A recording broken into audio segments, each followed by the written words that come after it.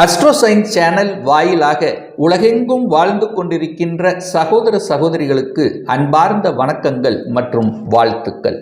இன்றைய பதிவானது 2024 ஆகஸ்ட் மாத பலன்களை டீட்டெயிலாக பார்க்கலாம். அதற்கு முன்னால் இந்த மாத கிரக அமைப்புகளை பார்க்கும் பொழுது ரிஷபமனையில் குருவும் செவ்வாயும் இணைந்து குரு மங்கள யோகத்துடன் இருக்கக்கூடிய ஒரு நல்ல மாதம்.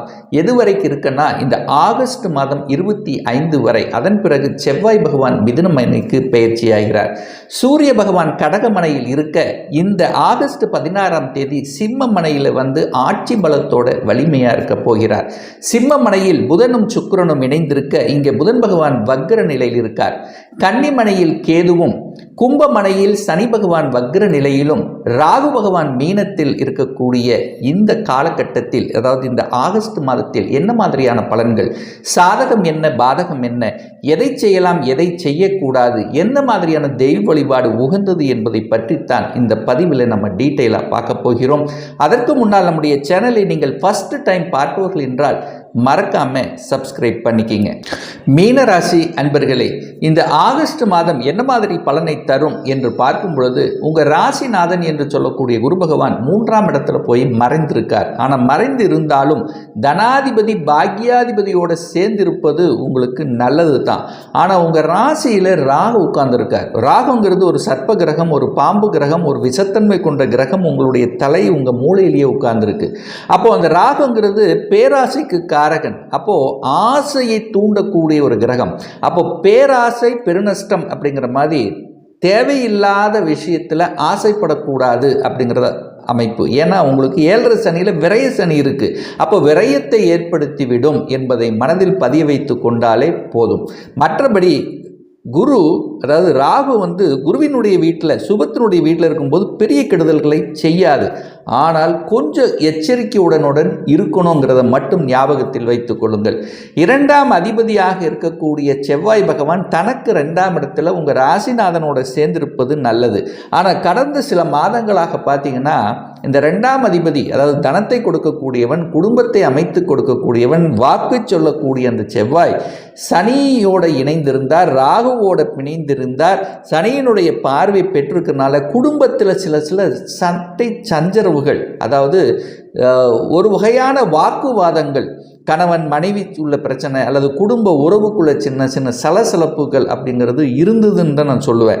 உங்கள் வாக்கு கூட பலிதம் ஆகலை அப்படின்னு சொல்லுவேன். கோபம் வந்தது, ஆக்ரோஷம் வந்தது. எதுக்கெடுத்தாலும் கோபம், ஆக்ரோஷம், எதையும் யோசிக்காமல் செய்துவிட்டு பின்னர் யோசிப்பது. ஸோ இந்த மாதிரியான விஷயங்கள் எல்லாமே நடந்ததுன்னு சொல்லுவேன். ஆனால் இப்போ பார்த்தீங்கன்னா அந்த செவ்வாய் தனாதிபதி உங்கள் ராசிதிபதியோட 3ஆம் இடத்துல முயற்சி ஸ்தானத்தில் சுக்கிரனுடைய வீட்டில் இருப்பது நல்லது தான். அப்போ ஒரு தைரிய வீரியத்தை கொடுக்கும். சகோதர வகையில் இருந்து வந்த மனக்கசப்புகள் விலகக்கூடிய ஒரு நேரம் அப்படின்னு சொல்லலாம்.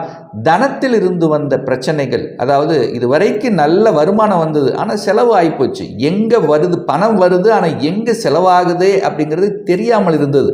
ஸோ இந்த மாதிரி இருந்ததில்ல, இப்போ கொஞ்சம் சேமித்து வைக்கக்கூடிய நிகழ்வுங்கிறது இருக்கிறதுன்னு சொல்லுவேன். அதே சமயத்தில் இந்த கலைத்துறையில் இருக்கக்கூடிய இந்த மீனராசி அன்பர்களுக்கு பார்த்தீங்கன்னா புதிய ஒப்பந்தங்கள் வரக்கூடிய தன்மை இருக்குது. டாக்குமெண்ட் சார்ந்த விஷயத்தில் கொஞ்சம் கவனம், எச்சரிக்கையோடு இருக்கணும். பத்திரப்பதிவு, டாக்குமெண்ட் சார்ந்த விஷயங்கள். ஏன்னா டாக்குமெண்ட்டுக்கு சொந்தக்காரர் என்று சொல்லக்கூடிய புதன் பகவான் பார்த்தீங்கன்னா 6ஆம் இடத்தில் அமர்ந்து கொண்டு வக்ர நிலையில் இருக்கார். அப்போது புதன் வக்ரமானாலே அந்த டாக்குமெண்ட்டில் கொஞ்சம் கவனம், எச்சரிக்கையோடு இருக்கணுங்கிறது ஞாபகத்தில் வச்சுக்கோங்க. அதே சமயத்தில் 4ஆம் இடம் என்பது சுகத்தை கொடுக்கக்கூடிய இடம். அப்போது சுகஸ்தானத்தை பெருக்கிக் கொள்ளலாம். அப்போது ஒரு வீடு வாங்கணும்னு கேட்டிங்கன்னா வாங்கலாம் தான் சொல்லுவேன். ஆனால் என்ன, வீட்டு வாங்கும்போது அதற்குரிய டாக்குமெண்ட் பக்கவாக இருக்குங்கிறது ஒரு தடவைக்கு 2 தடவை செக் பண்ணணும். இல்லைன்னா ஏதாவது ஒரு வில்லங்கமான தன்மை உங்களுக்கு மாட்டிக்கொண்டு அதனால் ஒரு போராடக்கூடிய தன்மையை உருவாக்கிவிடும் என்பதை ஞாபகத்தில் வைத்துக் கொள்ளுங்கள். 5ஆம் இடத்துல சூரியன் உட்கார்ந்திருக்கார். 6ஆம் அதிபதியாக கடன், நோய், எதிர்ப்பு, பகையை தரக்கூடிய அந்த சூரியன் 5ஆம் இடம் என்கின்ற குழந்தை ஸ்தானத்தில் போய் உட்கார்ந்துருக்கு. அப்போ சூரியன் 5ஆம் இடத்தில் இருக்கும்போது பெரிய கெடுபலன்கள் ஒன்றும் ஏற்படுத்த போவதில்லை. அது சந்திரனுடைய வீடு, அது பிடித்த வீடுங்கிறதுனால பெரிய பாதிப்பு ஒன்றும் ஏற்படுத்த போவதில்லை. அதற்கப்புறம் பார்த்தீங்கன்னா சூரியன் ஆட்சி பலத்தோட வலிமையாக 6ஆம் இடத்துல அமருகின்ற காரணத்தால் கடன் விஷயத்தில் 6ஆம் இடம் வலுப்பெற்றா என்ன ஆகும்? கடனை கொடுப்பார்னு அர்த்தம். அப்போ கடன் விஷயத்தில் கவனமாக இருக்கணும்னு அர்த்தம். 6ஆம் இடம் வலுப்பெற்றா என்ன? நோயை கொடுப்பார் அப்படின்னு. அப்போது உடல்நலத்தில் கொஞ்சம் கவனம் எச்சரிக்கையோடு இருக்கணும்னு அர்த்தம். 6ஆம் இடத்தில் சூரியன் வலுப்பெற்றிருந்தால் என்ன? எதிரிகளை கொடுப்பார். எதிரிகளை சமாளிக்கக்கூடிய ஆற்றலை தருவார். அப்போ எதிரிகள் விஷயத்தில் கொஞ்சம் உஷாராக கொஞ்சம் கவனமாக நடந்து கொள்ளணும். அதாவது கொஞ்சம் அசால்ட்டாக இருக்கக்கூடாதுங்கிறதை ஞாபகத்தில் வைத்து கொண்டாலே போதும். சரி, சுக்கிரன் பார்த்தீங்கன்னா 6ஆம் இடத்தில் உட்கார்ந்துருக்கார். 8ஆம் அதிபதி 6ஆம் இடத்தில் உட்கார்ந்துருக்கார். அப்போ 6, 8 கனெக்ட் ஆகுது அல்லவா? அப்போ கடன் விஷயத்தில் வம்பு வழக்கு சம்பந்தப்பட்ட விஷயத்துக்கு போகக்கூடாது அப்படிங்கிறத ஆழமாக மனதில் பதிவைத்துக் கொள்ளுங்கள். ஏன்னா அந்த மீன ராசி அன்பர்களுக்கு ஆகாத கிரகம் அப்படின்னா அது சுக்கிரனை சொல்லணும். அந்த சுக்கிரன் 6ஆம் இடத்துல போய் உட்கார்ந்துருக்கார். 8ஆம் அதிபதி 6ஆம் இடத்துல வரும்போது 6, 8 கனெக்ட் ஆனாலே அங்கே 1000% வலியை கொடுக்க போகிறதுன்னு அர்த்தம். அப்போ எதில் கொடுக்கும்? கடனை கொடுக்கும். கடன் விஷயத்துக்கு போகக்கூடாது. நோய் சார்ந்த விஷயத்தில் கொஞ்சம் கவனமாக இருக்கணும். சுக்கிரனுங்கிறது சுகரை கொடுக்கக்கூடிய, சுகர் அதிகமாக இருக்கும். அப்போ உடற்பயிற்சி, உணவு கட்டுப்பாடு ரொம்ப ரொம்ப முக்கியம் என்பது ஞாபகத்தை வச்சுக்கோங்க. சுக்கிரனுங்கிறது யார்? கலத்திரக்காரகன். கலத்திரக்காரகன் என்ன? கணவன் அப்படின்னா மனைவி, மனைவி என்ன? கணவன். அப்போ கணவன் மனைவி விஷயத்தில் கொஞ்சம் விட்டு கொடுத்து கொஞ்சம் அனுசரணையோடு செல்லணும் அப்படிங்கிறதை ஞாபகத்தில் வைத்துக் கொள்ளுங்கள். சுக்கிரனுங்கிறது யார்? பெண்கள். அந்த பெண்கள் விஷயத்தில் கலத்திர விஷயத்தில் சரியாக இருந்து கொள்ள வேண்டும் அப்படிங்கிறத ஞாபகத்தில் வைத்துக் கொள்ளுங்கள். 7ஆம் இடத்தில் கேது உட்கார்ந்துருக்கார். குருவினுடைய பார்வை உங்கள் ராசிதிபதியினுடைய பார்வை பெறுகிறது. அங்கே கேது இருக்கு. அப்போ என்ன? கூட்டு தொழில் விஷயத்தில் கவனமாக இருக்கணும். கூட்டு தொழில் செய்யணும் அப்படிங்கிற ஒரு உந்துதல் இருக்கும் உங்களுக்கு. அதாவது யாராவது ஒருத்தர் தூண்டுவாங்க, நீங்கள் வேலையை விட்டுட்டு வாங்க சொந்த தொழில் செஞ்சுக்கலாம் அப்படிங்கிற எண்ணத்தை கொடுப்பார்கள். ஆனால் கொஞ்சம் கவனமாக இருக்கணும். ஆனால் கூட்டு தொழில் செய்யக்கூடிய யோகம் உங்கள் ஜாதகத்தில் இருக்காங்கிறத நீங்கள் செக் பண்ணிக்கணும். ஏன்னா இப்போ 7.5 சனியில் விரைய சனி நடந்து கொண்டிருக்கிறது. அடுத்து ஜென்ம சனியாக வரும்போது எங்கேயாவது ஒரு இடத்துல சிக்கிட்டு பண விஷயத்தில் மாட்டிக்கொள்ளக்கூடிய சந்தர்ப்பங்களை உருவாக்கிவிடும். அதனால் தொழில் விஷயத்தில் ஒரு சொந்த தொழில் ஆரம்பிக்கிறது, கூட்டு தொழிலில் ஜாயின் பண்ணுறது, ஸோ இந்த மாதிரியான விஷயத்தில் ரொம்ப ரொம்ப கவனமாக இருக்கணும் இந்த மீனராசி அன்பர்கள். சரி, 9ஆம் இடம் என்கின்றது பாக்கியஸ்தானம். அந்த பாக்கியஸ்தானத்தை குருவும் செவ்வாயும் பார்க்கிறார். அப்போ ஒரு நல்ல பாக்கியம் உங்களுக்கு கிடைக்க போகிறது. என்ன பாக்கியம்? குழந்தை பாக்கியம் இல்லாதவர்களுக்கு குழந்தை பாக்கியம் கிடைப்பதற்கான அனைத்து விதமான சாத்தியக்கூறுகள் இந்த மாதம் இருக்கிறது. குழந்தைக்காக எத்தனையோ செலவு செஞ்சோம், எத்தனையோ ட்ரீட்மெண்ட் எடுத்தோம், எத்தனையோ கோயிலுக்கு சென்றோம், எத்தனையோ பரிகாரம் செய்தோம், கடவுள் கண் திறக்கல. ஸோ இந்த மாதிரியாக இருந்தவர்கள், ஒரு வருத்தப்பட்டு கொண்டு இருந்தவர்களுக்கெல்லாம் ஒரு விமோச்சனம் கிடைக்கக்கூடிய, குடும்பத்தில் மனமகிழ்ச்சி கொடுக்கக்கூடிய, குழந்தை பாக்கியத்தை கொடுக்கக்கூடிய ஒரு நல்ல நிகழ்வுங்கிறது நடக்கக்கூடிய சாத்தியம் இந்த மாதம் உங்களுக்கு சிறப்பாக இருக்கு. வெளிநாட்டு யோகம் இருக்கிறது. 9ஆம் இடம் வெளிநாட்டை குறிக்கக்கூடிய ஒரு இடம்ங்கிறதுனால வெளிநாட்டு சார்ந்த விஷயங்கள், அந்நிய மதம் சார்ந்த விஷயத்தில் உங்களுக்கு நல்லவைகள் நடக்கும். ரிசர்ச் சம்பந்தப்பட்ட விஷயத்தில், கண்டுபிடிப்பு சம்பந்தப்பட்ட விஷயத்தில், யாத்திரைகள் சம்பந்தப்பட்ட விஷயத்தில் குரு 9ஆம் இடத்தை பார்க்கறதுனால சொல்லிக் கொடுத்தல், போதனைகளை செய்வது, அந்த விஷயம் 9ஆம் இடம் சட்டம், நீதித்துறை இந்த மாதிரியான விஷயத்தில் இருக்கக்கூடியவர்களுக்கு ஒரு நல்ல பாக்கியம் கிடைக்க போகிறது. அந்த தொழில் இருக்கிறவர்களுக்கு திடீர் ப்ரமோஷன், இடமாற்றம், இந்த மாதிரி நினைத்த விஷயங்கள் நடப்பதற்கான சாத்தியக்கூறுகள் இந்த மாதம் தென்படுகிறது. சரி, 10ஆம் அதிபதி தனக்கு 6ஆம் இடத்துல இருக்கிறதுனால என்ன? வேலையை விட்டுறக்கூடாது. ஏன்னா விரயத்தை கொடுக்கணும் அப்படிங்கிறது சனி 12ஆம் இடத்துல இருக்குது. நீங்கள் ஃப்ரீயாக இருக்கணும், ஜாலியாக இருக்கணும், நல்லா செலவு செய்யணும், நல்லா தூங்கணும். ஸோ அப்போ விரயத்தை ஏற்படுத்தக்கூடிய தன்மை இருக்கிறதுனால வேலையை மட்டும் அவசரப்பட்டு ஆக்ரோஷப்பட்டு விட்டுறக்கூடாது. அப்படியே மாறணும்னா இன்னொரு வேலையை அமைத்து கொண்டு மாறுங்கள் என்பதைத்தான் நான் இந்த இடத்துல ஸ்ட்ராங்காக சொல்கிறேன். 11ஆம் இடத்தில் குரு பார்க்கின்றார். அப்போ 11ஆம் இடம் என்பது மனமகிழ்ச்சி, சந்தோஷம் செய்யக்கூடிய விஷயத்தில் நீங்கள் செலவு செய்து கொள்ளலாம். குழந்தைகளுடைய படிப்புக்காக நீங்கள் செலவு செய்வீங்க. குழந்தைகள் வெளிநாட்டில் போய் படிக்கணும்னு ஆசைப்படுறாங்க, அந்த ஆசைகள் நிறைவேற்றி கொள்ளலாம்.